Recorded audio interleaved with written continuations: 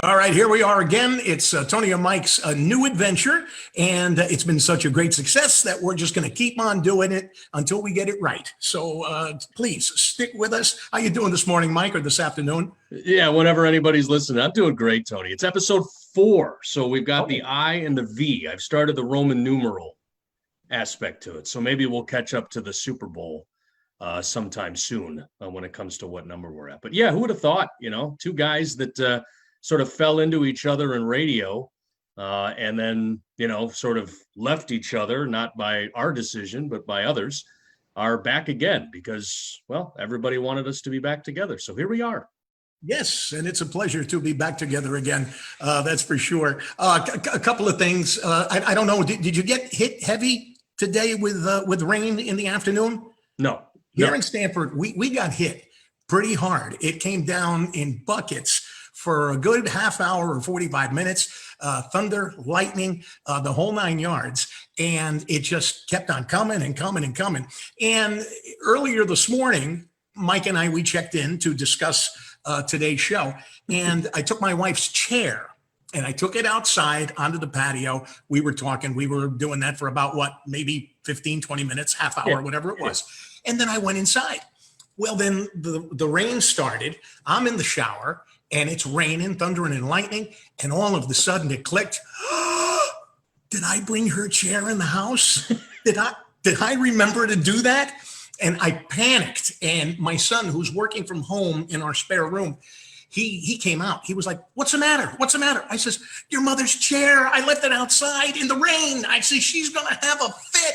Oh my God! I thought somebody died. I thought you tripped and hurt yourself. I says, "Oh my!" And then I came into our foyer here, and I had remembered to bring the chair in. So that was a sigh of relief. That was Yeah, a but big. that brings up another question. What's You that? didn't remember that you brought it in. So now we have a doctor's appointment scheduled for next week about memory loss, or what do we have here? I mean, It's it just just one it, of, what no, but it was one of those you things. just one lily pads to the next with you. Crying out loud. It was just one of those things. Did I do it? Did I not do it? I says, Now, "Oh no." people who are watching this have to think that your wife is like 6'5", brass knuckles. I mean, the way she talks is just, very sailor like and stuff like that. And that, she just is huge and constantly is beating you left fist, right fist. But that's not the case at all. No, it's not. And you know something? I say to her, "Why are you always yelling at me?" And she says, "Because you're always screwing up. Nobody screws up like you do." And I have to admit, she's right. But I love her very much, and I wouldn't have it any other way. Right, honey? I love you. Yeah, yeah, yeah. Yeah, yeah, yeah. Oh boy. All right. So the word last week was bumblebee. We'll have another word at the end of this program that people can write in their comments. And also, I want people to know that with this being premiered on Doing It Local's Facebook page, so a big thank you to Steve for teaming up with us on this. People can comment as the program is going along.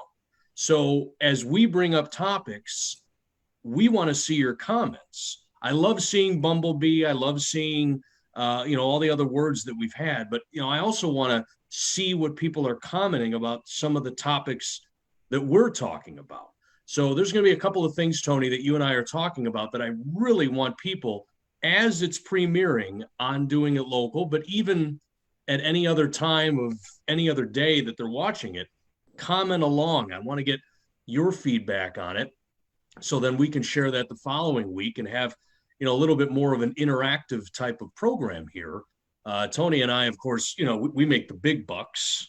Obviously, look at all these things that we have behind us. I have a handmade note from my daughter right over here. That's about it, under a Polaroid that I took of my dog. So yeah, high class here at the old Bellamy household. But that's what we're looking to do: bring up topics that people can talk about and comment along with it, so then we can see kind of where everybody is going with that. But Bumblebee, we had several people comment and make the word Bumblebee. So let me take a second here.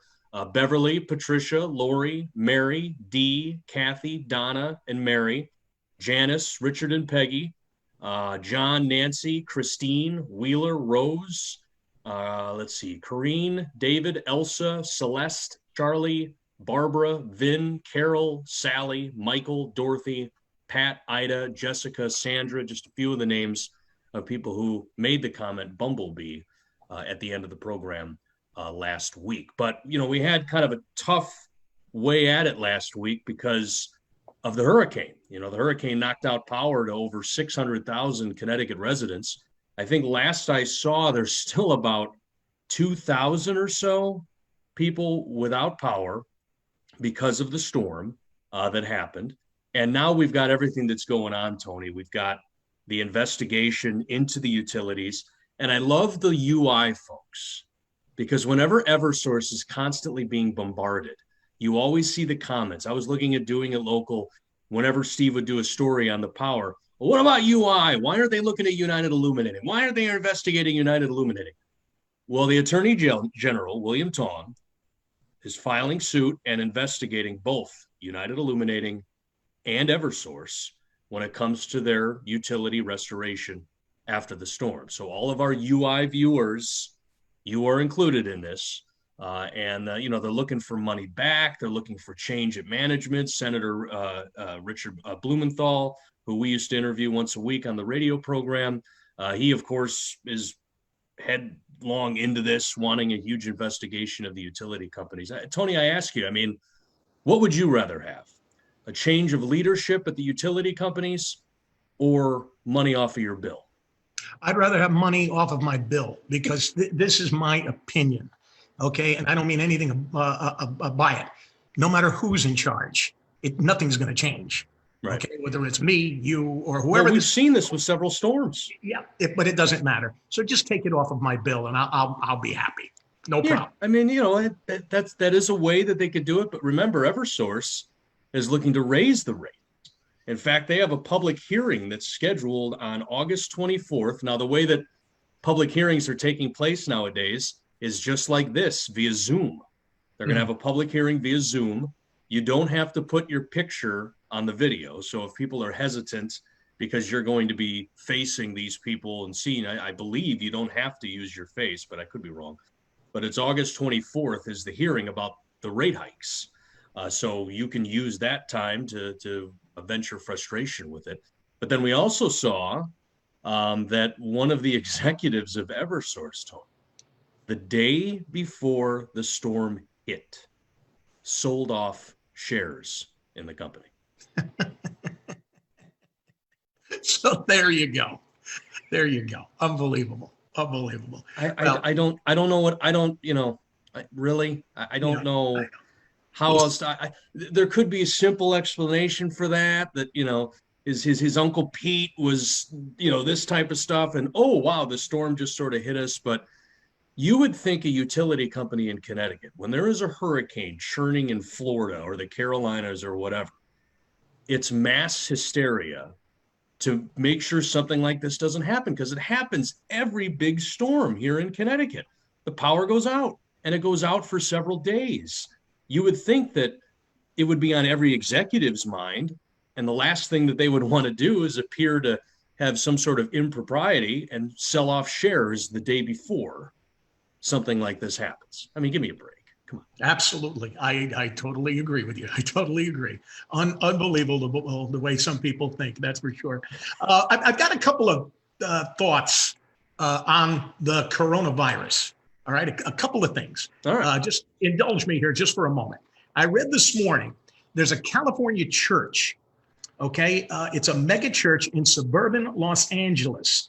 And of course, they had to close their doors during the whole COVID-19 thing. But they opened their doors. People are allowed to come now and worship, which is great. But more and more people are coming. And they had to set up a tent outside to handle the overflow. Thousands of people are coming now. They're packed into the church. And if there are no more seats, or if they can't handle it anymore, they're going outside into the tent. I guess they're piping in the preacher or whatever. And okay. This is the way that it's rolling. They're not practicing social distancing. In the words of Frank Barone from Everybody Loves Raymond, you dumb bastards.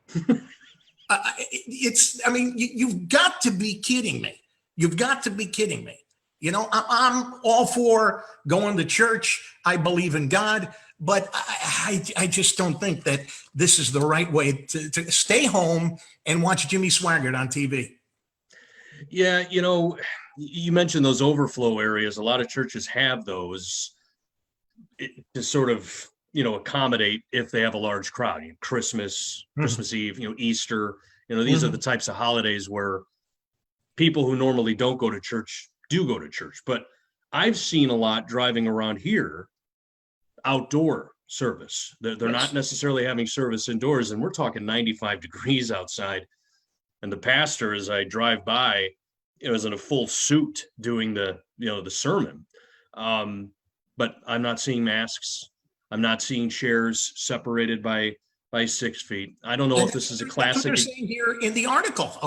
Most people are not wearing the masks, and they're not social distancing. And I'm reading in another article that now they're saying, of course, I've heard this before, 6 feet might not be enough. It may not be enough distance. Well, I've seen you sneeze, and it's at least 12 feet. At least. At least.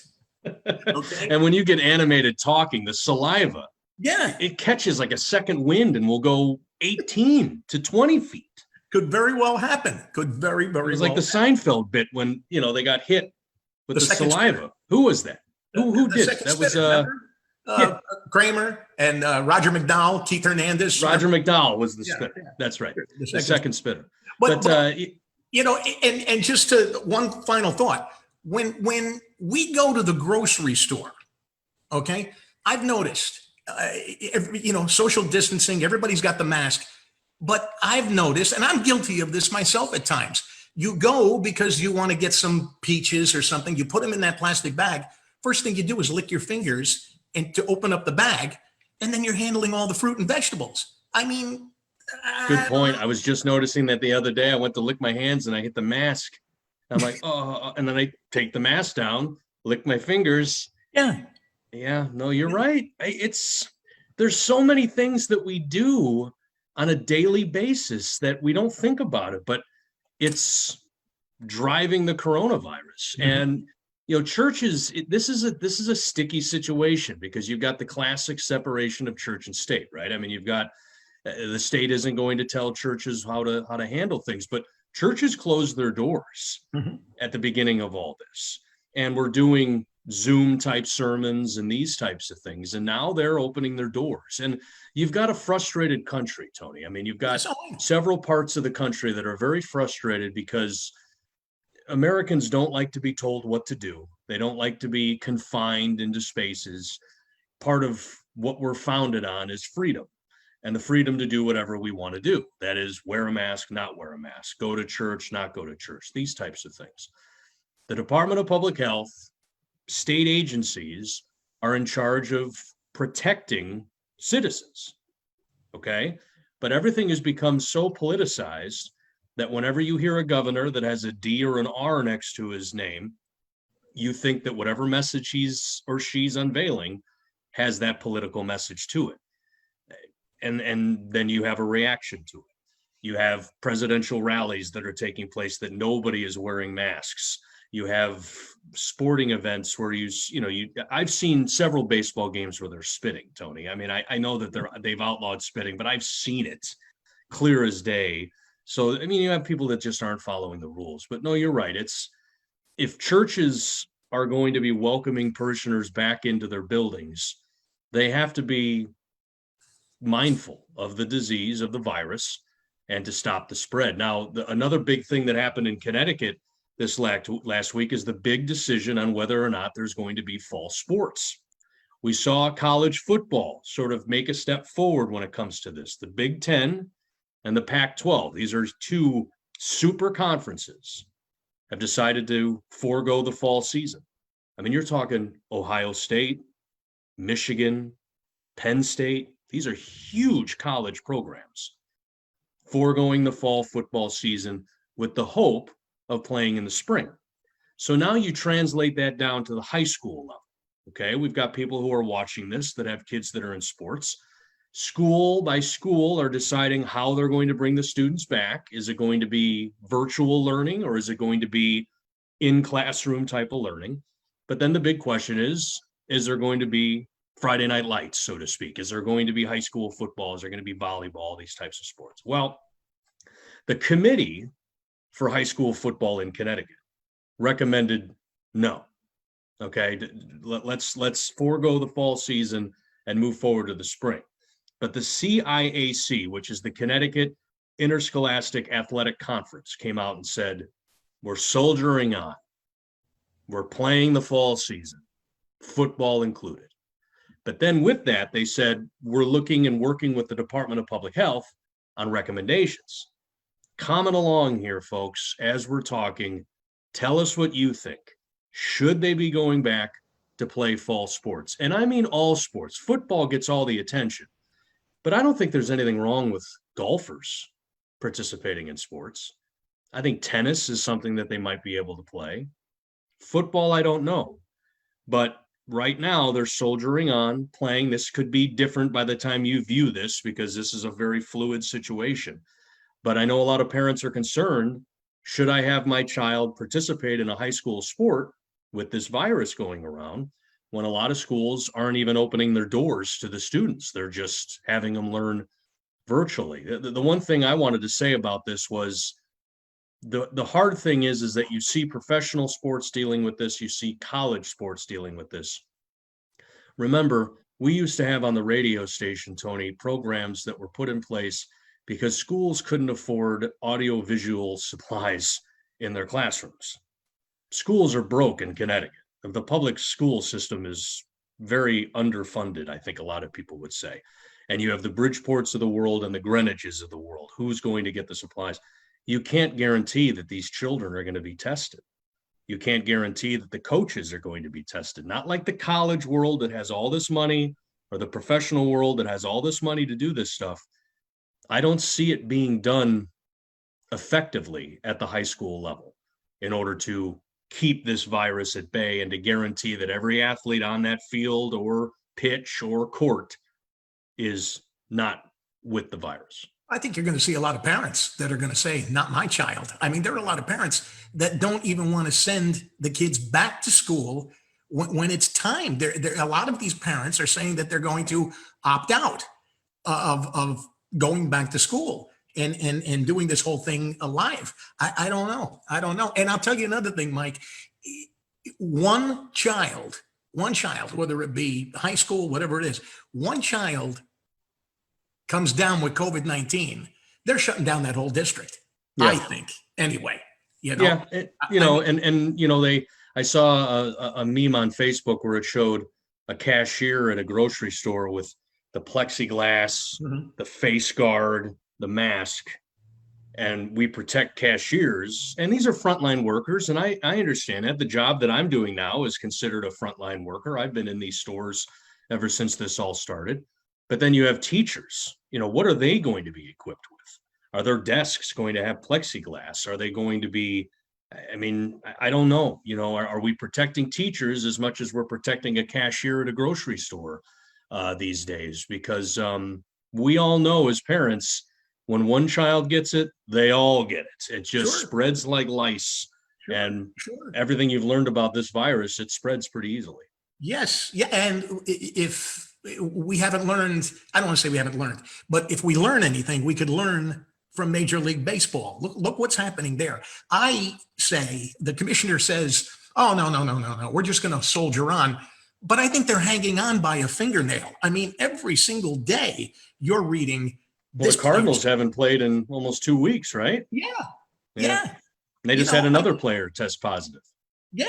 The only thing that seems to be working is what they call the bubble. Basketball is doing the bubble, but I guess you just can't do it. You can't do it with high school kids or college kids. You can't do the bubble.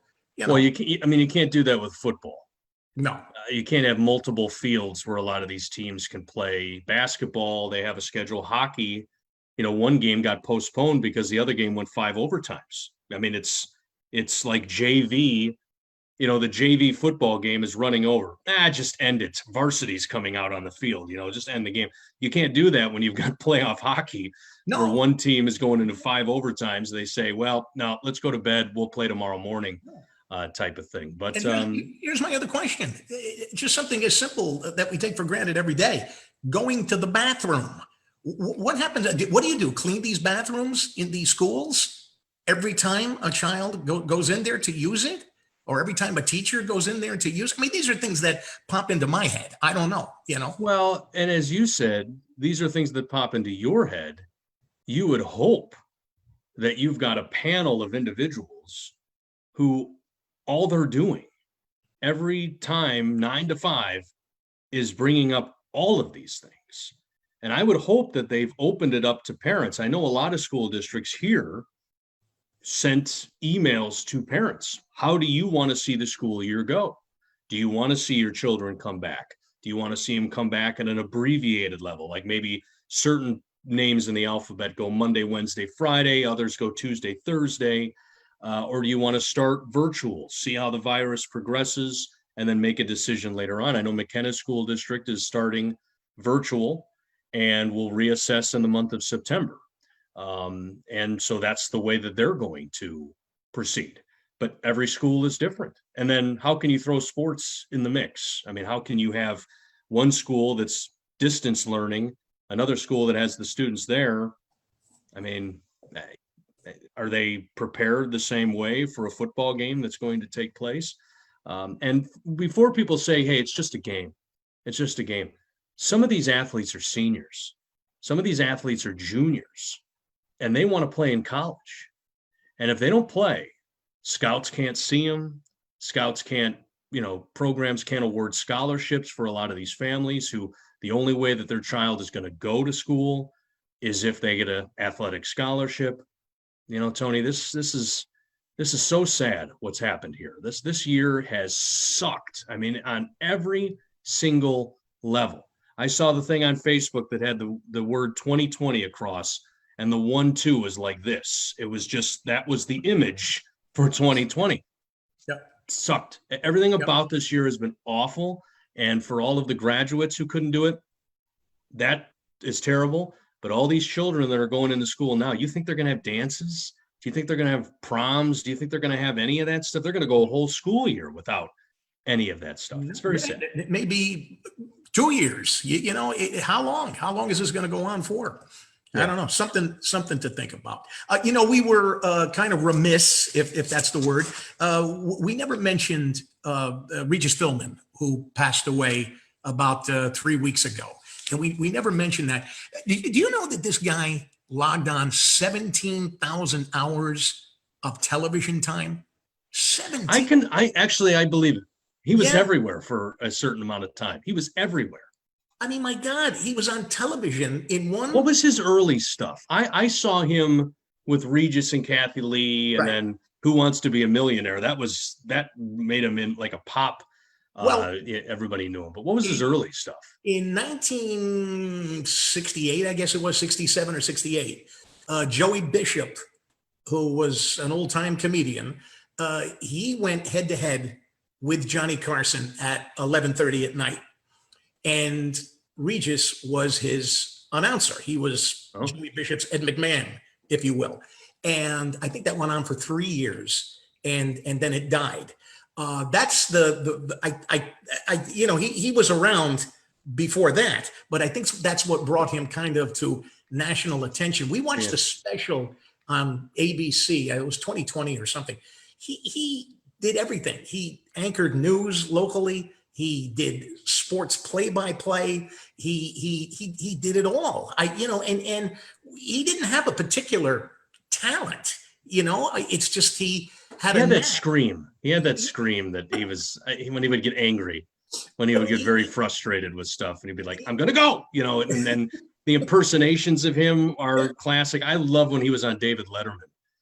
David Letterman always had him on from time to time, and it was the same bit all the time. He was just he was the greatest, and you couldn't help but you had to like him. You had to do it. And he was just on TV in one way or another for like over 50 years. I find that amazing. I Yeah, find I that even amazing. saw him pop up after he, retired. He was on Yes. the Rachel Ray show Yeah. as a guest. I saw him on How I Met Your Mother. He was on an episode of that, which was a very funny episode. He was on all sorts of things. And believe it or not, what is there? There's a sports network, FS1, I guess Yeah, it is. yeah. For a while there, he had a weekly Well, he was sport. a big Notre Dame guy. He Yeah, was a oh, huge huge. Notre Dame guy. Yeah. He's buried right there on Notre Dame ground. That's where he's Oh, buried is he? in Indiana. Perfect. And he was on FS1 and he had a sports show. He'd interview these football players and baseball players. And, this was after the live with Regis and Kelly went south. Yeah. It just, then he did America's Got Talent. He was the first host. Amazing. Yeah. You know. No, you're right. He's been a part of so many generations. And like I said, with that, Who Wants to Be a Millionaire? I mean, Mhm. he made that one tie famous, Yeah. the shiny tie. That was it was one of his things, but he hosted that show. Nobody's hosted it better since. I mean, it No. was, and a lot of people have gone through. And he in pop culture, if you will, is that your final answer? Everybody says that at one time or another Yeah. in their lifetime. I mean, everybody does. And I bet going into that show, if they asked him when he was about to exit this world, what would he be remembered for? I bet that'd be the last thing that he would think of. But for a lot of people, that's what they remember Regis Philbin on. Is that your final answer? He certainly will be missed. That's amazing. Now, I go out every day with a mask. Every day. It's part of my job. You might be able to go an entire day without wearing a mask, but when you go out, you wear a mask. The big thing now is people are brushing their teeth more. See, when I first read this, I was like, why? I mean, you could have stuff hanging from your mouth and nobody would even know. No, the reason is now we smell our own breath. So instead of the mornings where I would sit there and say to Tony, hey, what are we going to talk about today? And he would, well, and I was keeling over. Now with our mask, we're smelling the pizza that we had, everything. According to a new survey, 57% of people say they're brushing their teeth more now because their mask has made them realize just how bad their breath is. They also found 81% of people say bad breath is a turnoff. It is. And 22% have ended things with someone because of bad breath. So the mask, it has been a dentist's dream because we're now brushing our teeth more because our breath stinks. Yes. I read that too this morning. It was great. I fell over. Very funny. Unreal. Okay, so I want people follow along with us here, comment along with us whenever you're watching this, because I want to see everybody's answers to these things as the show is popping up. The big question is, and I'm going to ask Tony these questions, I'm going to answer also, but like I said, comment along with us as we're going along with this. Are you, Tony, cleaner or grosser than the average person? An online survey asked 250,000 people about their personal hygiene habits. Okay, here are the 10 questions and how people answered them. Okay, you ready? Go ahead. How often do you shower? Every day. Okay. Would you say every day? Once a day? Yeah, once a day. Okay. Yeah. 60% said at least once a day. Okay. 35% said every other day. And 1 in 20 said when I start to smell. All right. Do you always wash your hair in the shower?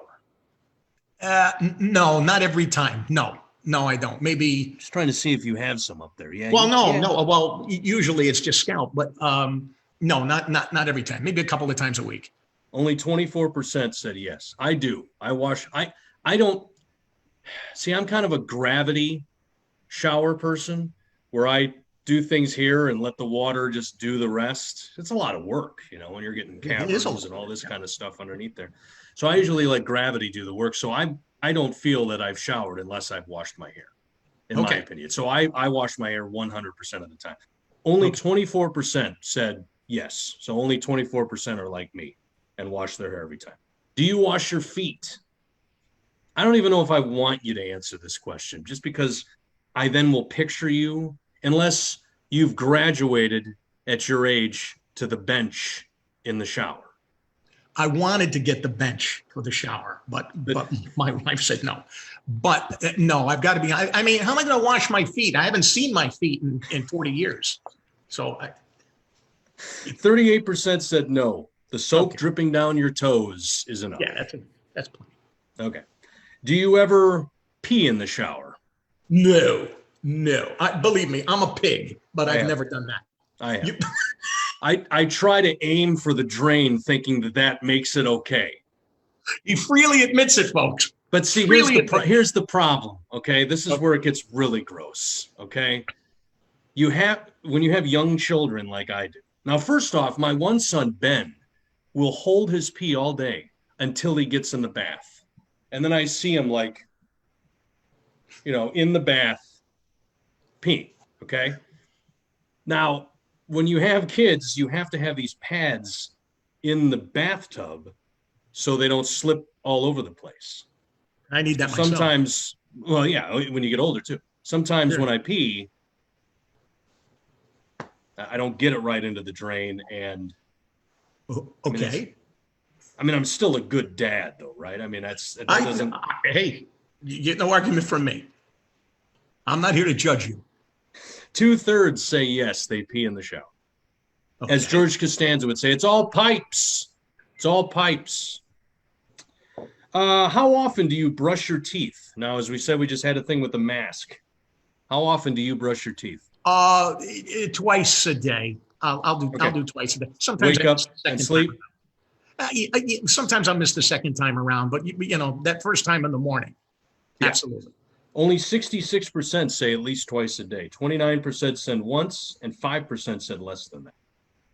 How often do you guys change your sheets? Once a week? Yeah, about once a week. Yeah. 1 in 4 say at least once a week. 30% said less than a month. Okay. I think at one point I went half a year.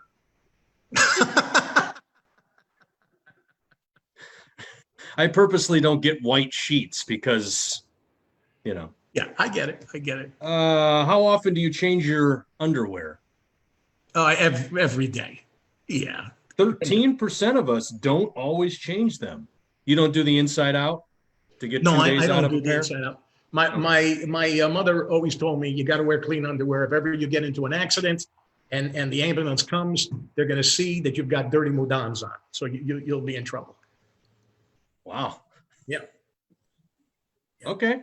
Okay. Now everybody's going to think of the end is near. Make sure that the drawers are clean.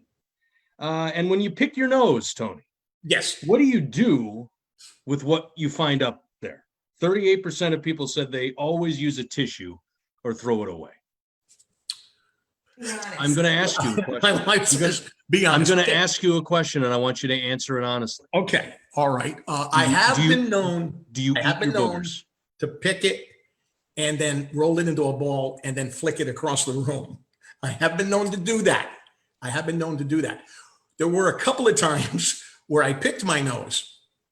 It came out and I was rolling it, and my wife goes, "What are you going to do with that, Tone? What are you going to do with that?" So I just took it and put it back up my nose so I wouldn't get into trouble. I have picked my nose while driving, and it was one of those wet snots. And I've kept it on my finger long enough and hung it out the window until it dried, where I could roll it up and then throw it. All right. Okay. Yeah. I mean, one time we were in the bedroom and I flicked it, and my wife made me get up and find it. Find it, Tom. Find it. So Did you? yeah. Or did you like, yeah, here it is, and it's lint from whatever, right? All right. So hopefully people have answered along with the question, so we can sort of see your comments as you're going along with this. This is how we want to kind of do this and make it more interactive. Tony and I are putting in all the work and coming up with all this stuff. The least you guys can do is just write along comments as we're going along here, so we can see them and read them. It's the least they can do. Why is my head so much bigger than yours on this screen? Well, this isn't an illusion. This is what the camera is picking up. Well, I look like a helium head. You Like want me to be like this? There you go. Yeah. No, this is horrible. These again. Well, you're too close to it. I think you're too close to the screen anyway, to be honest with you. Okay. Oh, well, now you're slouching. I mean, are you not interested in this anymore? Have you given up? What is the half-hour mark? Like, that's where we've gotten everything out of Tony. That's it. Oh, boy. All right. Okay. Now, you and I, or you don't, I apologize, no longer have a commute. Okay. But you used to have a commute, and a rough commute. Stanford to Bridgeport is considered one of the worst commutes ever. Mhm. Lucky for us, we always drove at times where traffic was light. But whenever we had to go back to the radio station for an event at a normal time, right, we always had to run into traffic. Okay. What if somebody offered you $1 million, but in exchange, every traffic light you hit for the rest of your life would be red?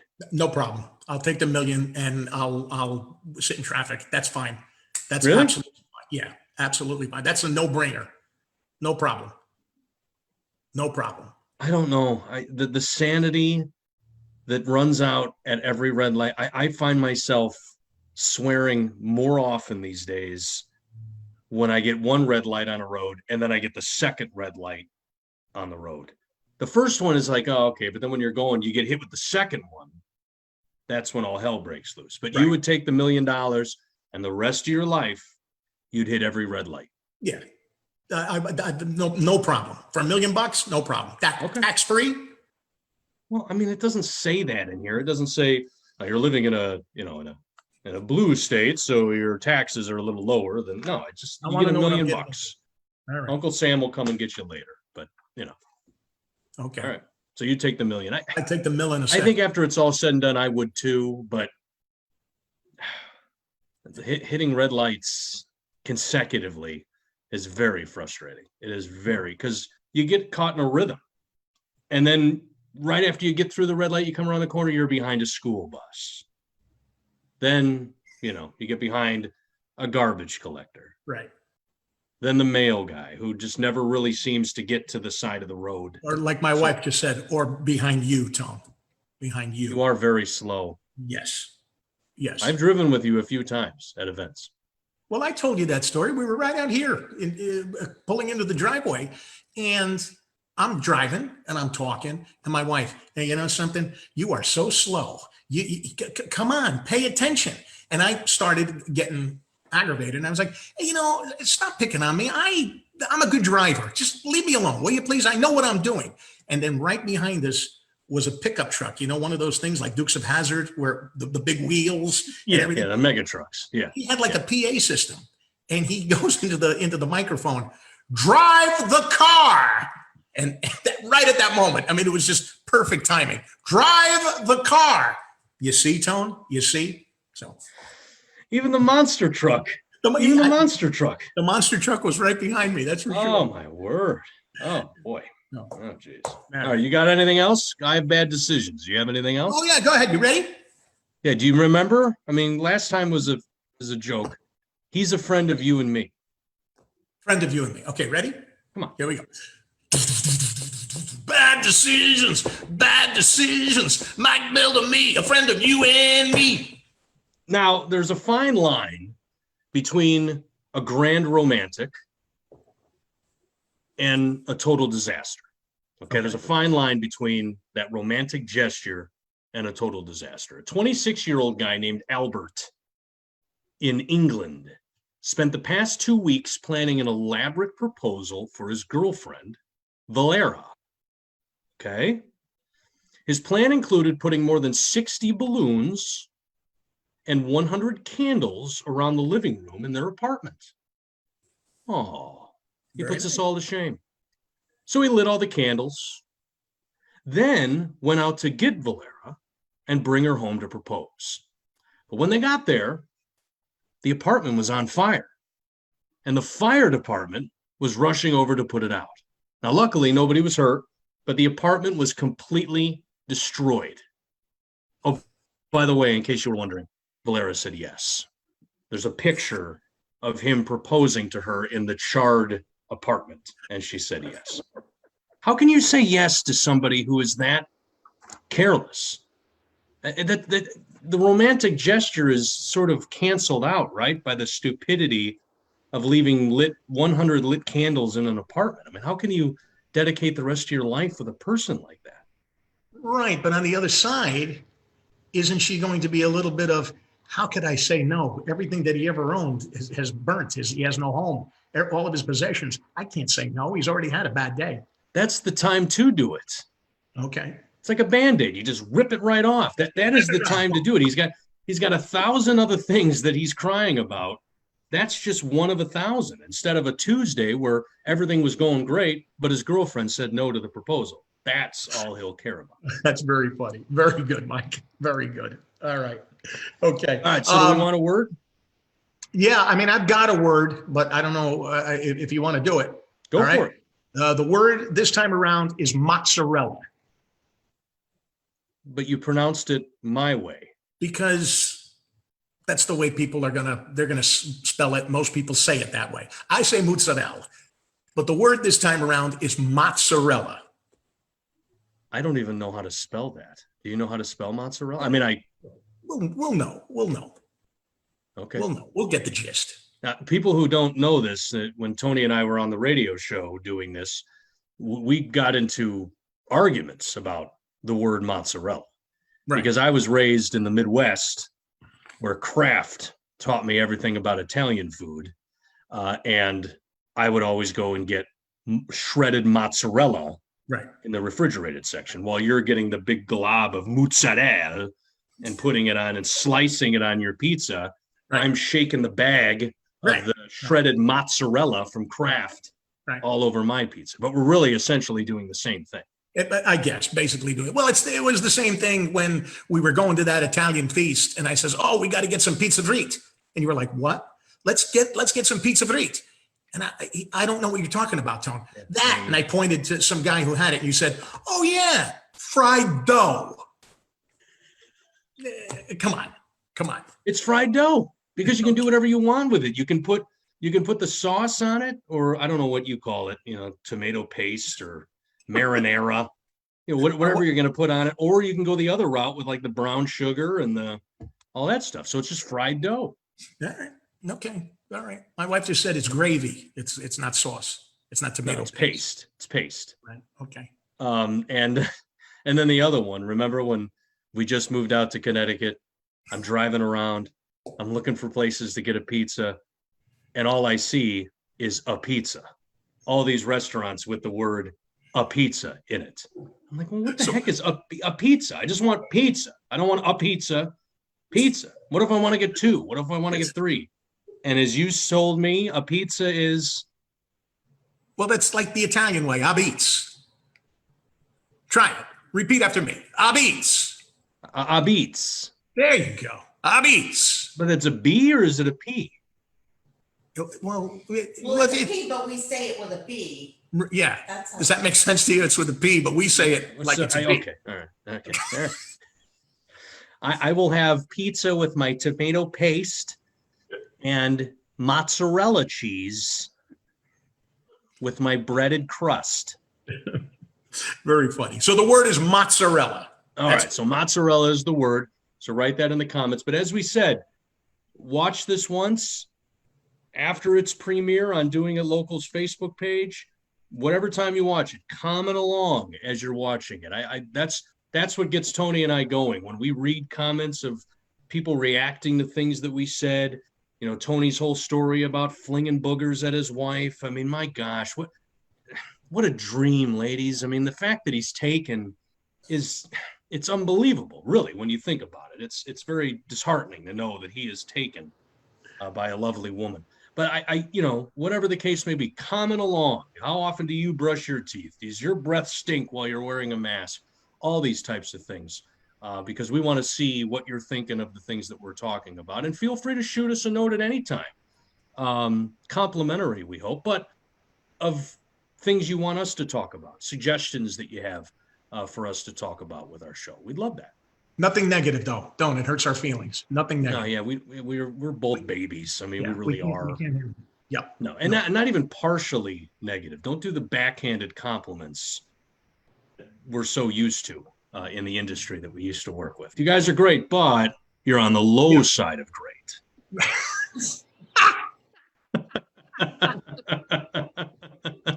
Which, folks, you see us laugh, but somebody actually said that to us. Yes, Somebody somebody actually a superior of ours said that to us. You guys are great, but you're on the low side of great. So that's our mentality. So when you say negative things about us or partially positive, Right. we go the negative Please. route. Please don't do that. Just everything positive. All right, Is so that it? mozzarella in the comments, and we'll say your name in the next program. All right. That's a show. That's a show. Bye, Tone. Hey, Mike, see you next week. See you next week.